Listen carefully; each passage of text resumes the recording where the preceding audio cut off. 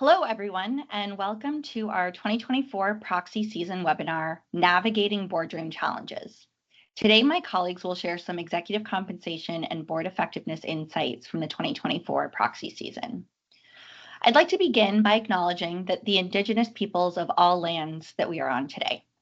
I'm speaking to you from Toronto, which is the traditional territory of many nations, including the Mississaugas of the Credit, the Anishinaabe, the Chippewa, the Haudenosaunee, and the Wendat peoples, and is now home to many diverse First Nations, Inuit, and Métis peoples. While we're meeting today on a virtual platform, Hugessen has offices in 3 cities, and our audience of over 300 people are joining us from across the country. I'd like to take a moment to acknowledge the importance of the lands which we each call home. So before we get started with the webinar today, I've got a couple of housekeeping items. The first is that we do have all participants in listen-only mode. I'd also like to thank everyone who submitted questions in advance, and we'll address many of these throughout the course of the presentation, but please do feel free to type any additional questions in the question box, as we have a couple of minutes reserved at the end of the session for questions. Following today's session, we'll distribute the slides that you will see on screen, and please do keep an eye out on your inboxes for our briefing summarizing these themes, which will come within the next couple of weeks. We will also thank you for completing a brief feedback survey on today's presentation. I'll now pass it over to the team to introduce themselves and today's session. Great, thanks Camille, and thank you everyone for tuning in. My name is Brianna Scollart, and I'm an associate in our Calgary office. Today, I'll be sharing some insights regarding the trends we're seeing throughout the TSX 60 as they relate to ESG in both the short-term and long-term incentive plans. Thanks, Brianna. My name is Brian Lees. I'm a principal here in our Calgary office, and today I'm going to be covering off the performance context of the Canadian economy at large and the TSX 60, and the findings that we have from benchmarking the TSX 60 pay levels, incentive design, both short-term and long-term, and weaving a conversation around what should boards be thinking about and what are boards doing in navigating a lot of the volatility that we've seen over the last several years.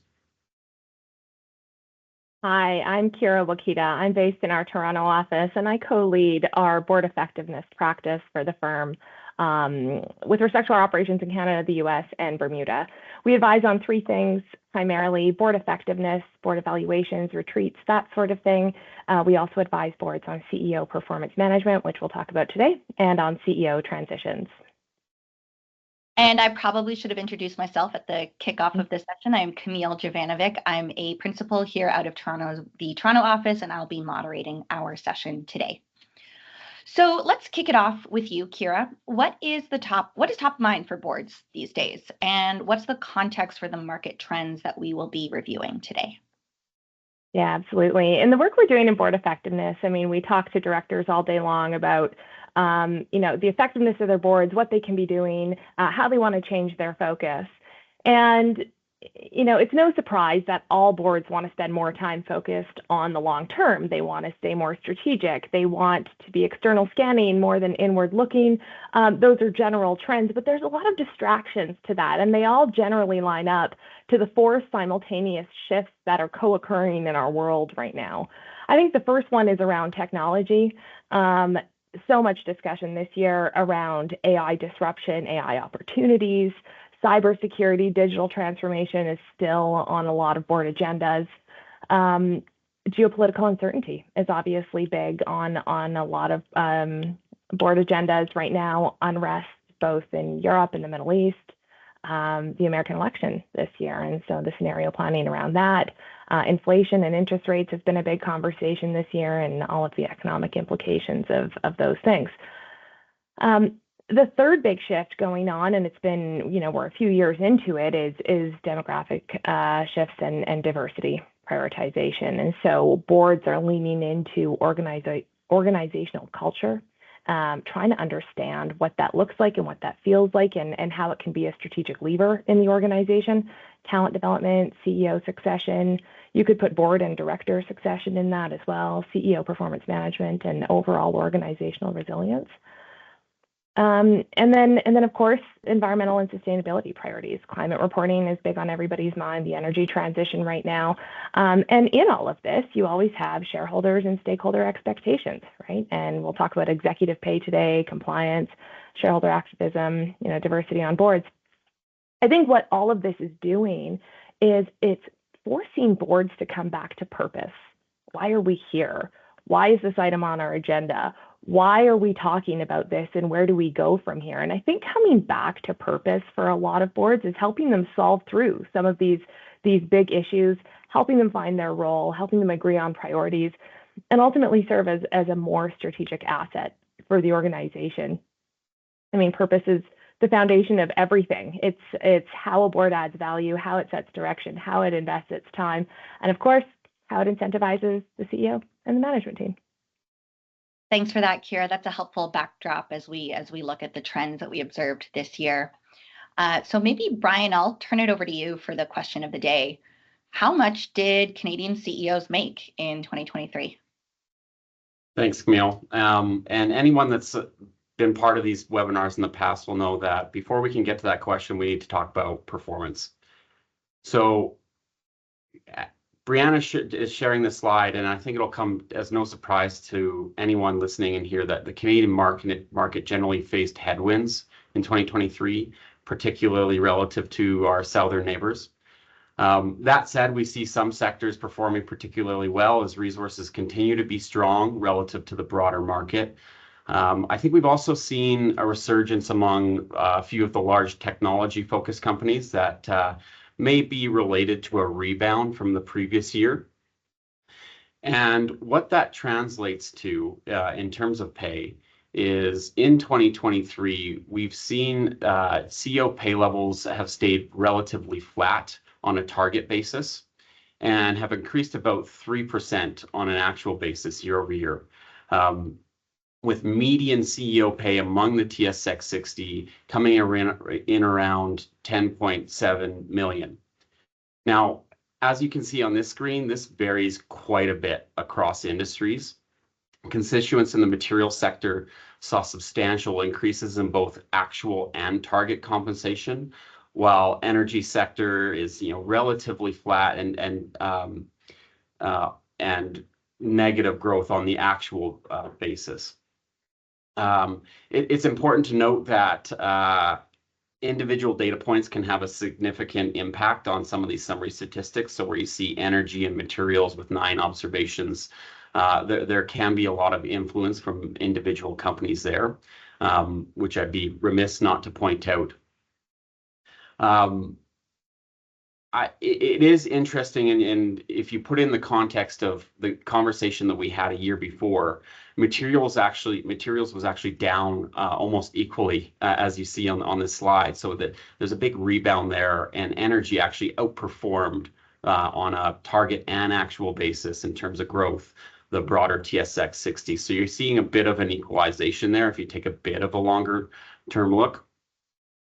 I think, interestingly, what we see, and Brianna, if you'll skip to the next slide here, when we look at, on the right-hand side of this page, the same incumbent, so where we have the same individual in the CEO role over a 5-year period, you can see that median actual pay is closer to that 12 million relative to the 10.7 on all TSX 60 basis. So you're seeing that impact from some turnover in the CEO role over this period in bringing down ultimately the median here in this data set.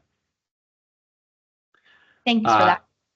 Sorry. Just one more thing, Camille. I'll point out the same constituent, just so that everyone understands what's going on in the slide. Same constituent is those companies that have been in the TSX 60 the entire 5-year period that you see on the slide. Helpful overview there, Brian. Thank you. And so just to circle back on one of the points that you were speaking to on the previous slide, we've been talking about both target pay and actual pay, and I'm wondering if you can remind us of the difference between those two values. Yeah, so at the highest level, it's relatively simple. Target is what is the opportunity being afforded to the individual in the role before any assessment of performance, and then actual is what happens when you assess performance and ultimately let that incentive design, which we'll come back to, run its course, and then what, if any, judgment is applied. The interesting part of this, particularly as the data, how we collect the data, base salary is base salary.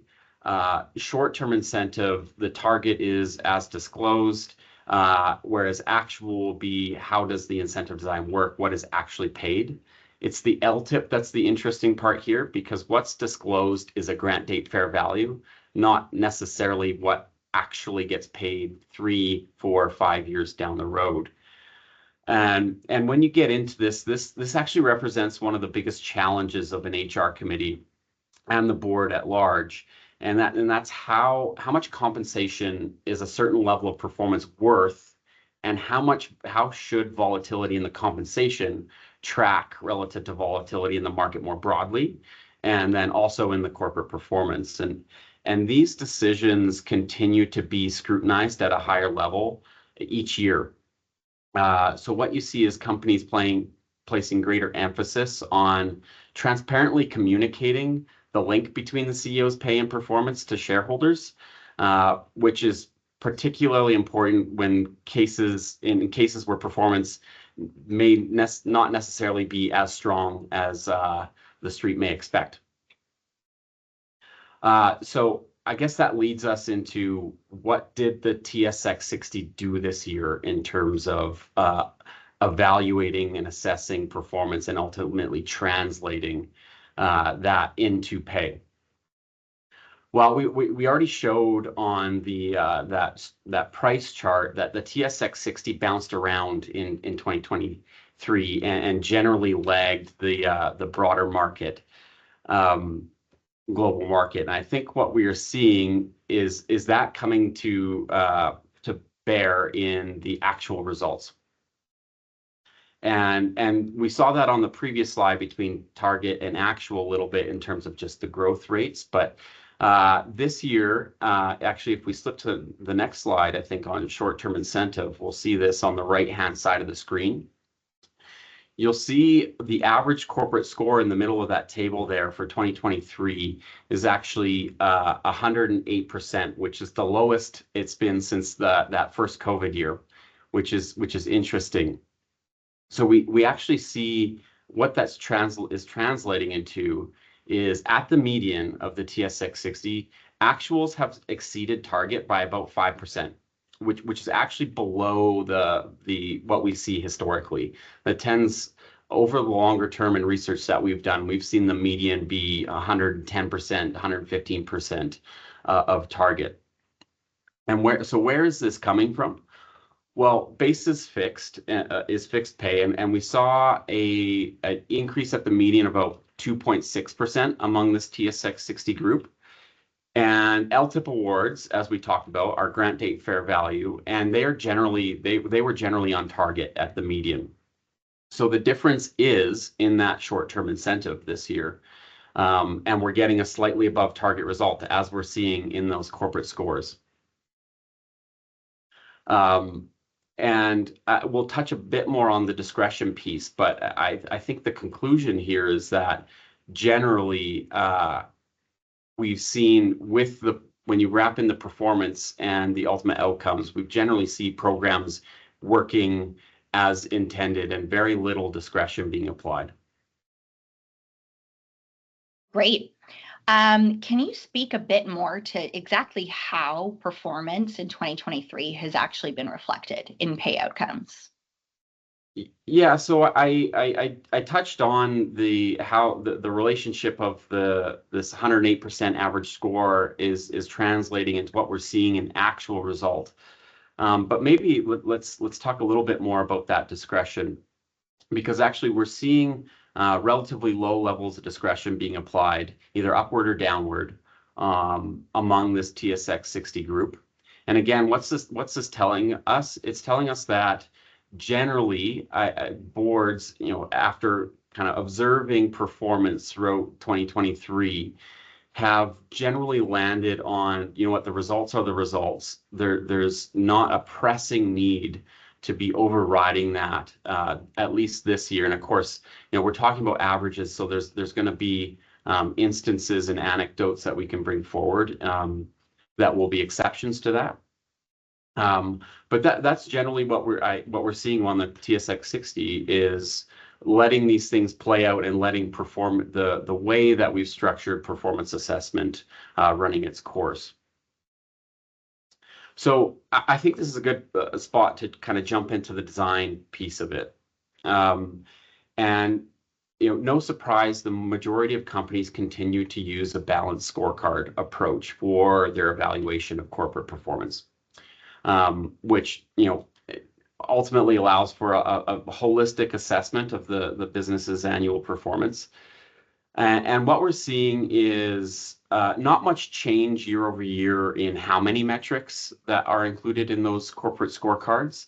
So we're seeing a slight increase in 2023. And consistent with prior years is a pretty large emphasis on those financial metrics within these scorecards. And then a fairly even split between operational, strategic, and ESG measures. So we are seeing the financial weight, while it is the majority, it's come down from that 71% last year to 65% on average this year, with several companies that we've observed reallocating a portion of that financial weight to operational and strategic. We're also seeing an increase in we're seeing an increase in the number of metrics and increasing weight on operational and strategic metrics. It's kind of getting to this larger theme, I think, of trying to address volatility, not only in the assessment of corporate performance, but the volatility and what the pay outcomes are, which actually we'll come back and talk to a bit more about that in the long-term incentive. But I do think that there's a bit of a common theme here of, we've experienced over the last 4 years quite a bit of volatility, and you can see in 2020 a lot of discretion. So how do we build in ways to hopefully smooth things out a bit more and reduce the need for that discretion? It never goes away, and it shouldn't go away, but how do we kind of navigate that?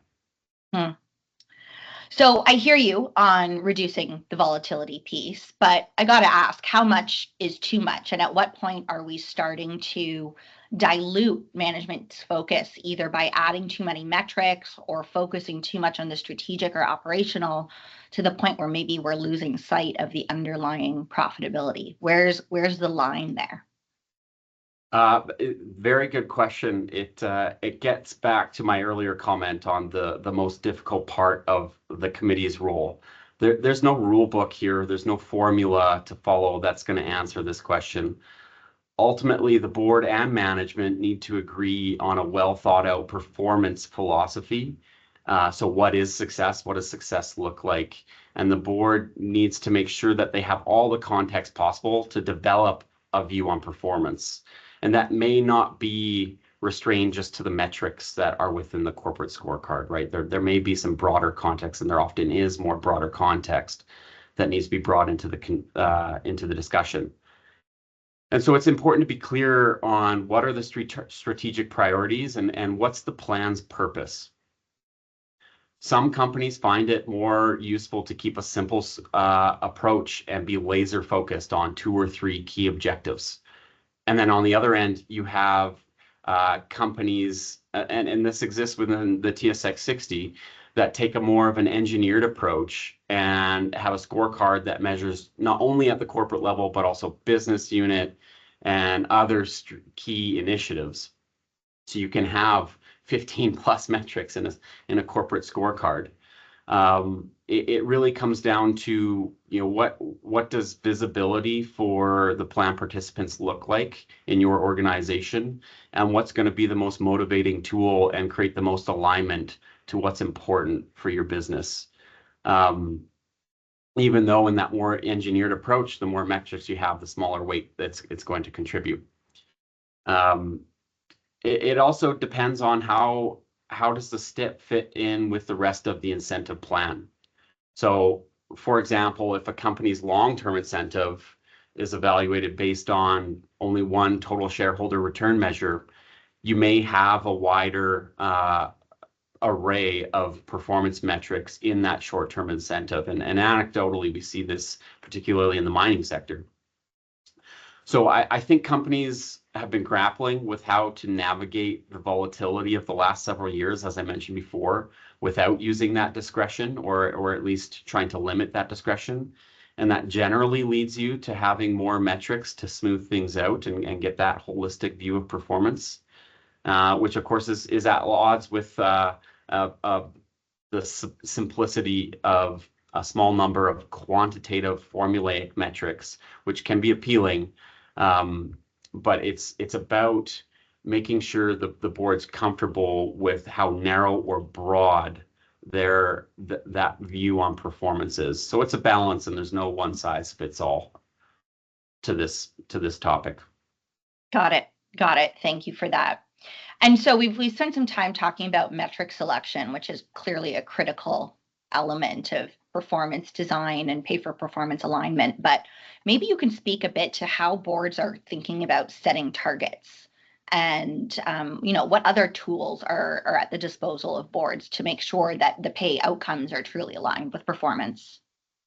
Yeah, a great question. So the metrics are important, and landing on the right getting agreement on the right metrics is important. But just as important, or maybe even more important, is boards and management landing on targets and the calibration of those within the incentive plans that aligns with a view of what is success. And it gets back to my point on that performance philosophy. And it needs to consider, what's the desired degree of leverage within this incentive plan itself, and what is the risk appetite, and what level of volatility are you comfortable with on an annual and ongoing basis. So you might be looking at those shoulders, and if you're having difficulty assessing how the outcomes that may be expected, you may widen those shoulders a little bit to kind of dampen that volatility. And this is particularly, we see this a lot in uncertain economic environments.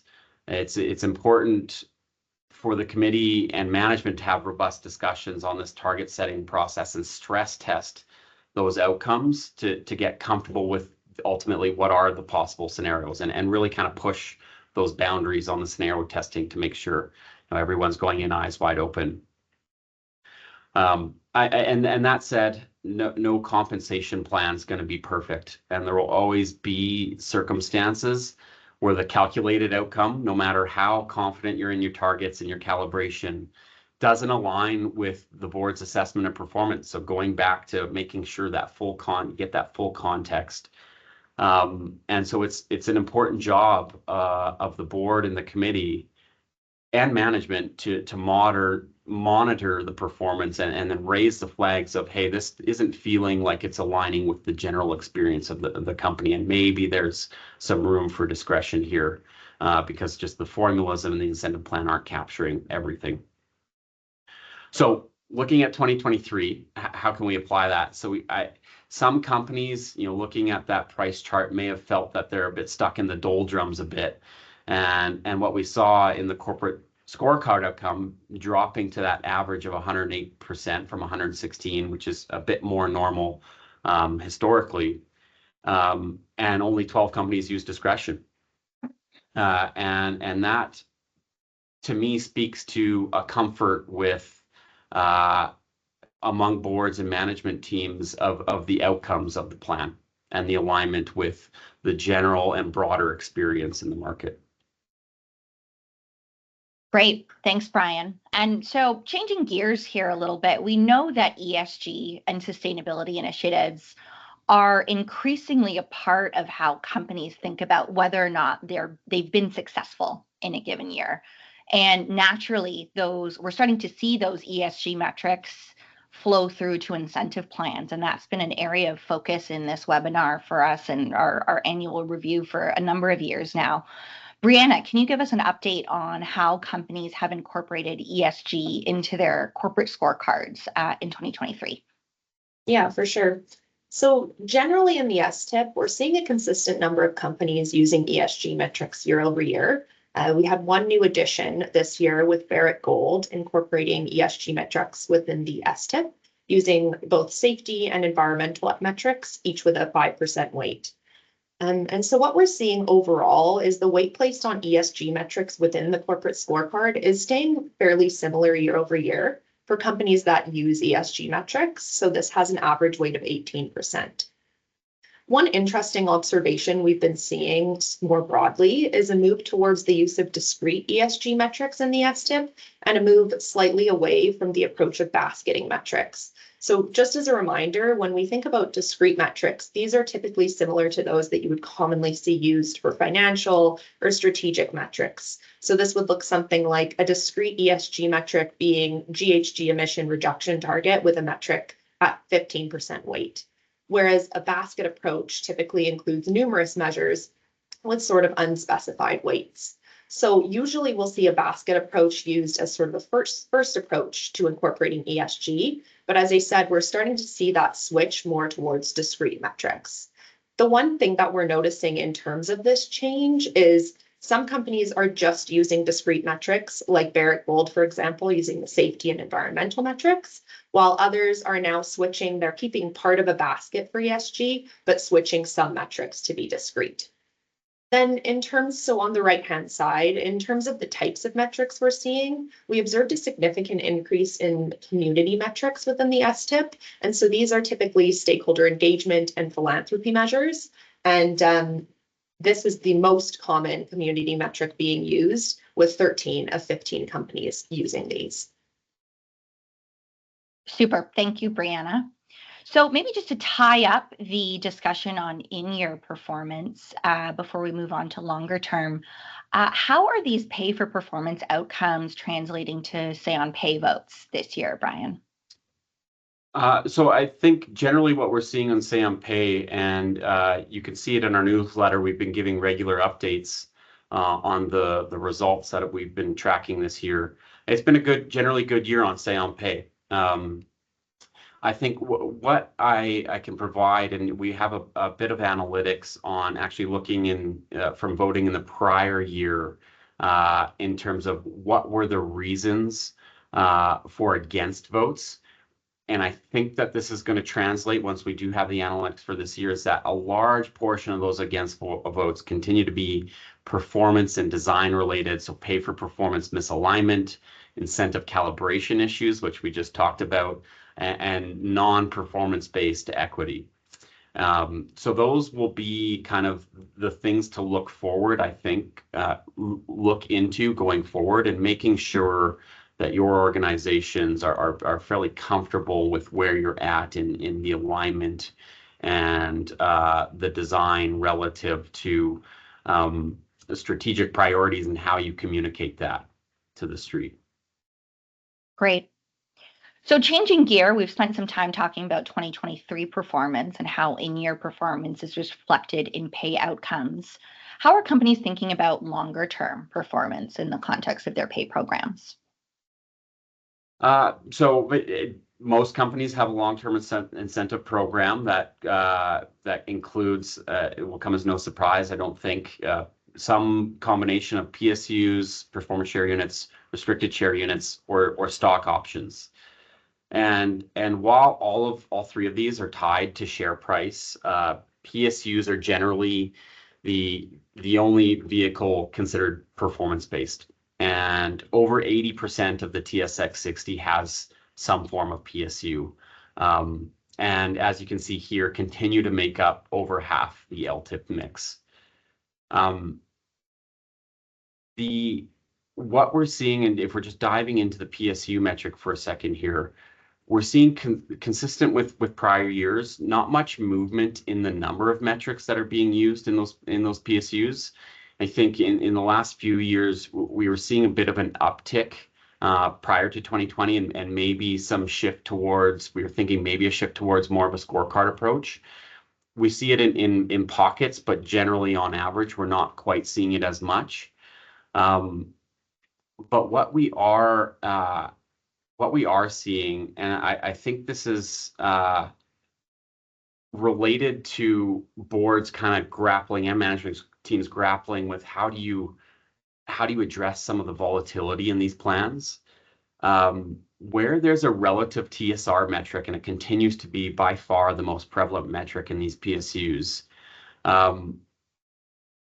what we're seeing is a shift, because a lot of these companies, it's not clear, particularly among the TSX 60, there's no one clear benchmark to measure this relative to.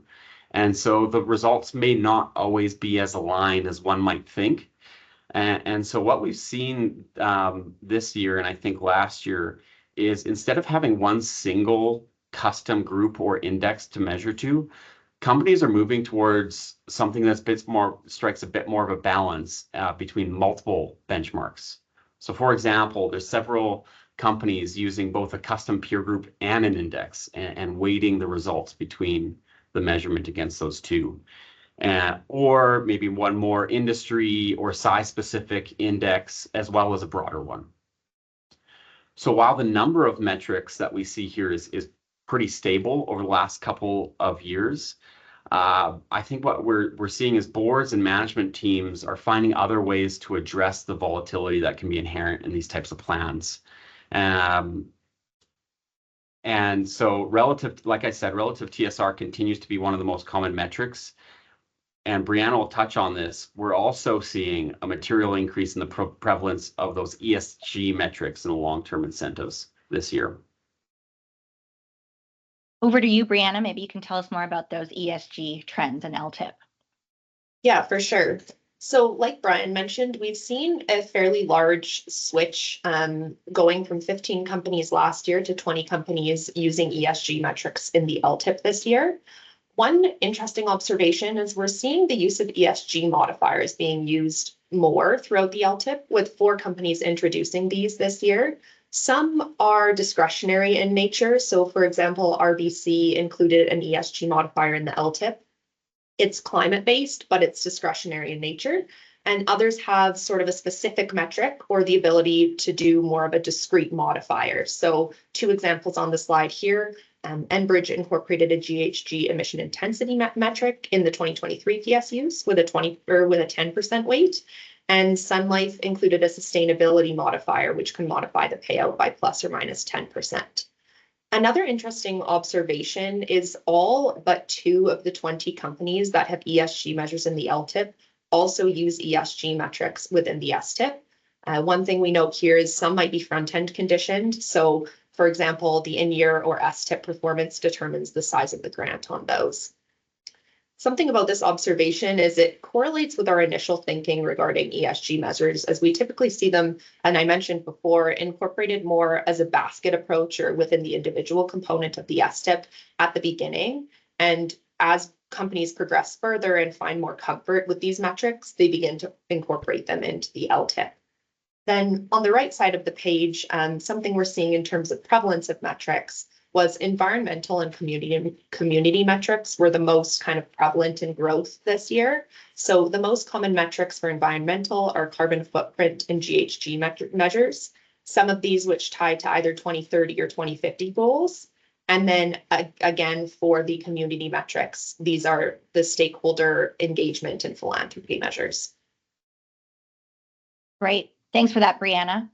So staying on the topic of LTIP, we know that the changes to capital gains tax rules are top of mind for many Canadians, and they're relevant to this conversation in that they will impact how stock options are taxed. Brian, are we seeing companies actually starting to move away from options as a result of these changes? So if the changes from 2021 are any indication, the likely answer is no. Options still, as we saw on the one of the previous slides, options still are a prevalent metric within LTIP, even among the TSX 60. So we may see at the margin some changes in the mix, possibly, but I can't see them going away definitively anytime soon. So maybe we should just touch on these tax changes. So in April, the federal government released its 2024 budget, which proposed an increase to the capital gains inclusion rate from 1/2 to 2/3 on the gains of options over $250,000 realized in a year. And this is going to apply to gains realized after yesterday, June 25th. These changes layer on to those 2021 option taxation changes, which creates a little bit of possibly some confusion and complexity. So just as a recap, in 2021, changes made it so that only a portion of the stock options can be considered qualified, receive capital gains like tax treatment. The rest are taxed at full marginal employment rates. The 2024 tax rules will only impact the portion of stock options that currently receive capital gains like treatment. And for large companies, this represents likely a very small portion of the stock options that are issued. The vast majority are fully taxed due to those rules back in 2021. Where qualified options do exist, the increase in tax rates is actually relatively small and there's still that $250,000 annual gain allowance. So all that to say, again, I don't see this tipping the needle further away from stock option usage just in isolation as we see it here. Great. Thanks, Brian, for that technical overview of how the taxation works. Kira, would love to bring you into the discussion. We've spent quite a bit of time today discussing pay for performance alignment, and I see the question of how the board oversees the CEO's performance as quite a relevant and related topic to this discussion. So I'd be interested to hear from you as it relates to the board's responsibility to manage CEO performance. What trends and best practices are we seeing on this topic? Yeah, certainly. So I think it's helpful if we actually look at CEO performance management from two lenses. There's a backward-looking view and a forward-looking view. Looking backwards, that's what you appraise, what was done. And exactly what Brian and Brianna just explained, boards are very sophisticated at that and a lot of work, and they're quite practiced in appraisal. I think what's shifting is the forward-looking view, the development conversation around how do we actually help our CEO identify what's in their blind spots, help them look around corners. You know, I think over the years, performance management has shifted from being, this backward-looking, point-in-time, appraisal-oriented, somewhat opaque. And if you look at where performance management is today, and I'm not talking just about CEOs, it's sort of within organizations and at large, it's more forward-looking, it's real-time, it's development oriented, and it's co-created. And so done well, I think this can be one of the highest value-added processes for a board. They're, done less well, unfortunately, it can expose some real challenges in board dynamics or in the relationship with the CEO. I think that the big trend, though, is that boards are realizing that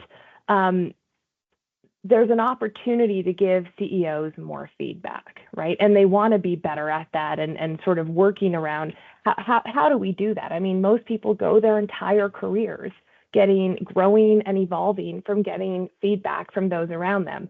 And then right before you become CEO, arguably, that's when you get the most, when you're in the development stages of becoming a CEO, and then it somehow stops when we get there. And there's a lot of reasons for that. I mean, a board is a whole bunch of minds, not one mind. It's not like you have one direct report.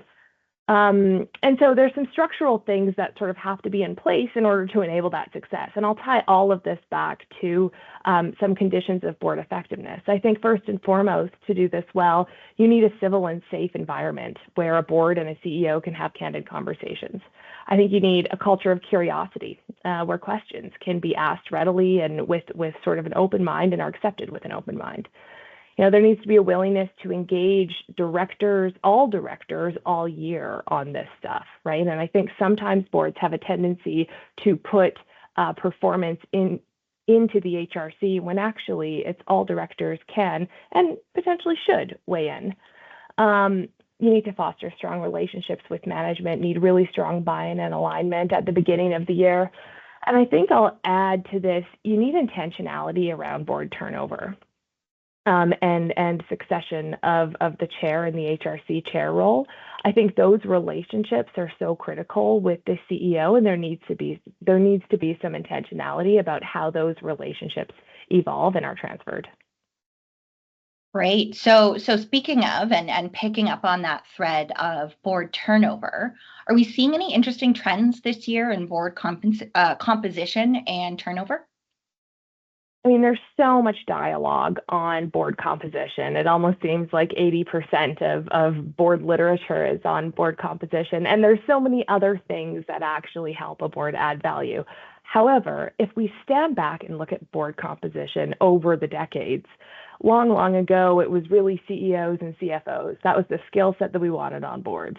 And then it evolved with the skills matrix, and we started to target more functionally based skills. So we wanted legal skills and finance capabilities and accounting. And so we were looking for these very targeted functional areas.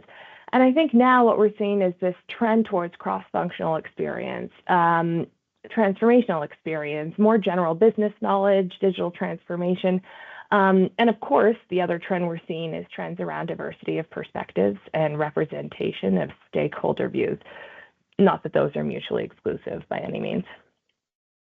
So this seems to me quite linked to the themes that you kicked us off with, Kira, about what boards are focusing on. And I'm wondering how this concept kind of ties into the themes that are really relevant in our economy and on our boards' minds. For example, are boards looking more for cyber or AI expertise, for example?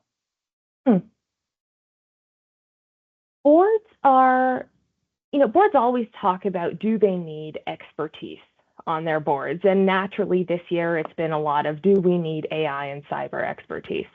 And I think the general consensus of where people have landed is no, we probably don't. We still need a diverse range of business knowledge and capabilities. And we need to be able to have intelligent conversations about these big issues that I raised at the beginning. I think what boards are doing is they realize that they can bring in experts for some of these very niche particular capabilities. And experts, I mean, is third parties, whether that's consultants, whether that's in management, you might need those types of capabilities. And then to use those capabilities in a question asking capacity, not a question answering capacity. So when you have an expert on AI, for example, or on cyber in your boardroom, you want them to be the person that asks the questions and leads the conversations down a certain path, as opposed to the one that has all the answers. And that way you can get, I think, the best use of the board. So staying on again, the theme of board turnover, board skill set, board renewal is always a trending topic. And so to what extent and what trends are we seeing in terms of policies around board renewal? Are the themes of term limits and age limits here to stay? How are companies thinking about a more institutionalized board renewal practices? Yeah. I think it's important to realize that age and term limits, first of all, are blunt instruments. And you would have heard me say that last year and probably in some papers that I've written over the years.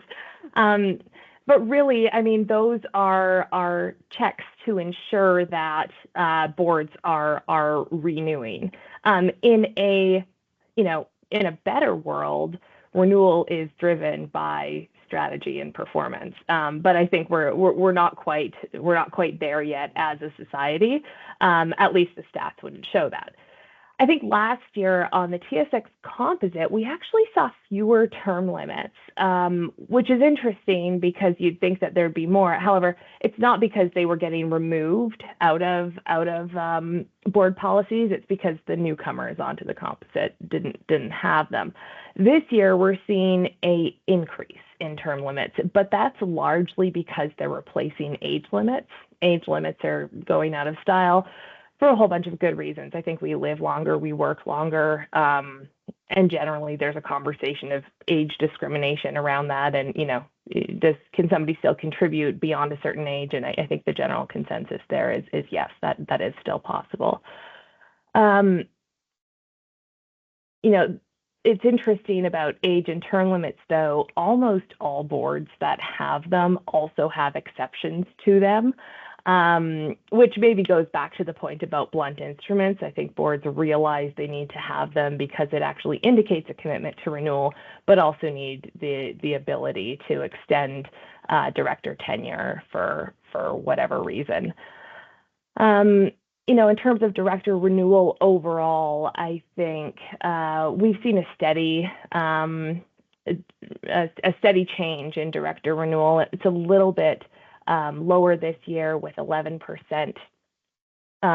Boards turning over about 11% year over year. Really what that means is that it's 1 to 2 directors annually, which is pretty much what we would see on the composite or the TSX 60. Right. So speaking on the topic of board diversity, many of the participants today will be aware that ISS had a new policy this year on board diversity. Can you give us an overview of the policy and what we're seeing and what we think is going to come out of that? Yeah. So this year ISS implemented a new guideline whereby they'll recommend to withhold a vote to the chair of the nominating committee if the board does not have at least one ethnically diverse director, or have not stated that they will have one by the next AGM. And I think this is really, the focus on D&I mirroring that of broader society. For the TSX 60, this is really a no news story. I mean, they've had their policies and targets well in line. I think we will start to see greater impact as we're continuing this study for the TSX composite.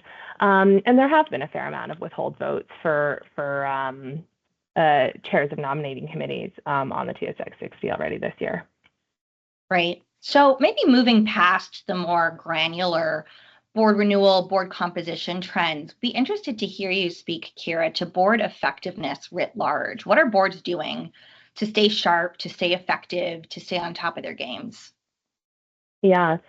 So board evaluations, board assessments, I don't like the word because it doesn't tee up a situation for candor and honesty, but I think that's what we all know them as, board evaluations. I think what we're seeing there is that particularly the TSX 60 does an annual process. Pretty much all businesses on the TSX composite would run an annual process. We're seeing a trend away from surveys and more towards interviews. I think everyone's recognizing that if you're going to use an hour of director time, use it in a way that can generate insights, context, and have a good conversation around it. I think everybody's recognizing that doing the same survey you did last year is actually not generating insightful actions and changes on the board. And so we've seen a significant decrease in just 1 year of the use of surveys. It went from about a third of the TSX 60 to less than a quarter. I think also we can pair that with the use of a third party, which is increasing. My bias aside, as of course I'm a practitioner that does this work, I think boards are realizing that if you're going to be using a third party, maximize the use of time and candor and space to have a good conversation around board effectiveness. The other trend that we're seeing is getting input from management and sort of applying that 360 lens to a board and who better to assess if the board is adding value than the management team. As it relates to using third parties, as I mentioned, there's been an increase and it's been quite significant. It's been about 10%, a 10% increase. And I think that's likely because there is a really evolving and sort of maturing perspective on board evaluations, moving away from a tick the box exercise and being more like recognizing value in the process. If I really boil it down, I think we get hired to do this work for probably one of three reasons. I think the first one is around, I'll call it compliance.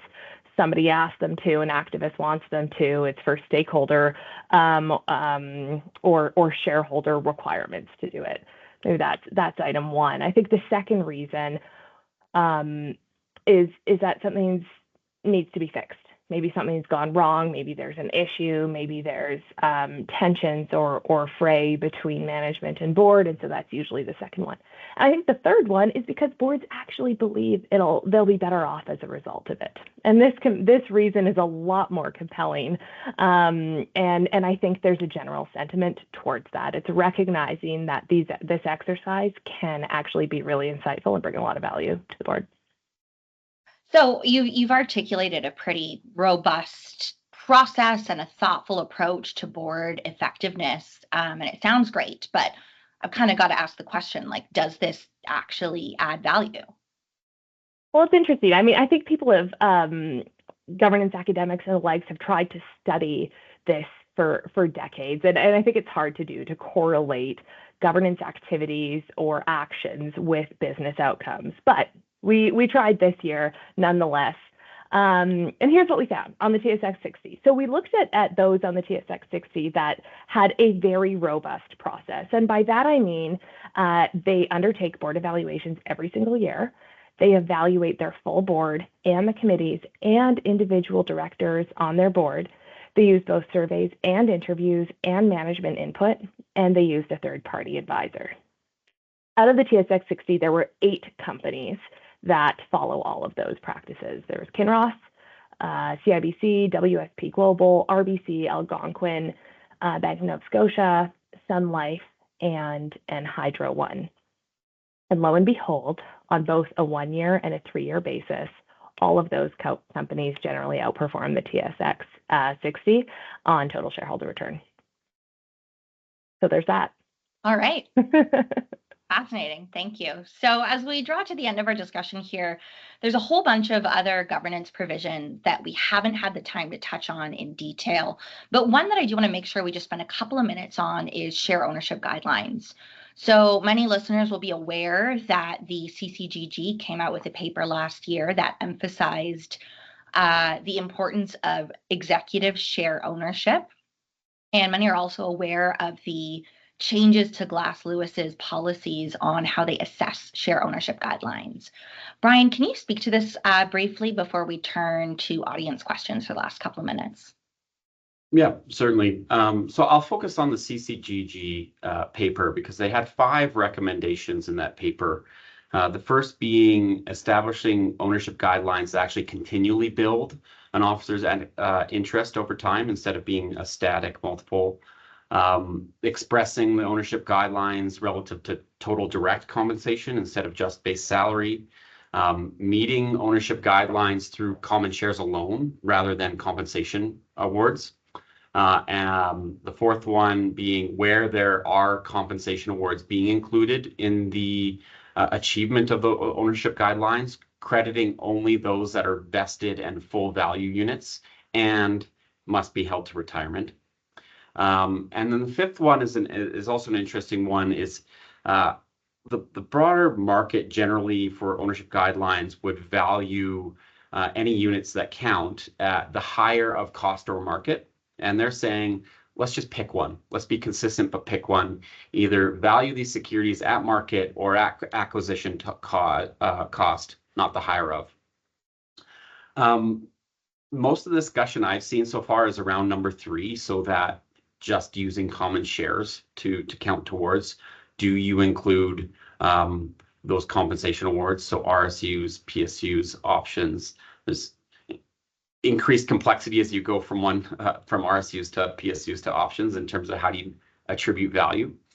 I would say we're not seeing any specific movement relative to this, but I think this one and any one of those 5 recommendations are raising discussions at the board level and generally in the interactions we have in the director community. So I can see some of these items evolving going forward, but specifically not seeing any immediate movement or reaction to this.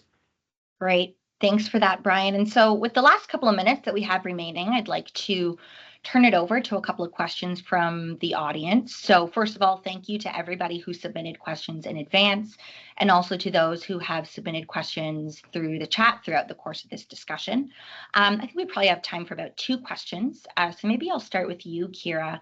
For individuals who are considering joining a board, what due diligence measures would you recommend to evaluate the board's effectiveness before you make the choice to step onto a board? Evaluate the board's effectiveness. Okay. So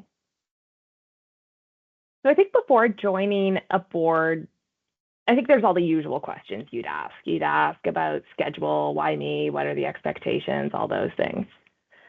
But if I really had to pick one, I'd say it's check in that this board is aligned on its purpose. Just bringing it right back to the very beginning of this discussion.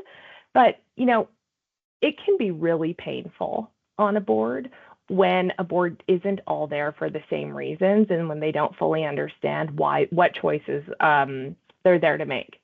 And so I think the best way to find this out is actually to talk to a bunch of different directors and actually see the responses they give you.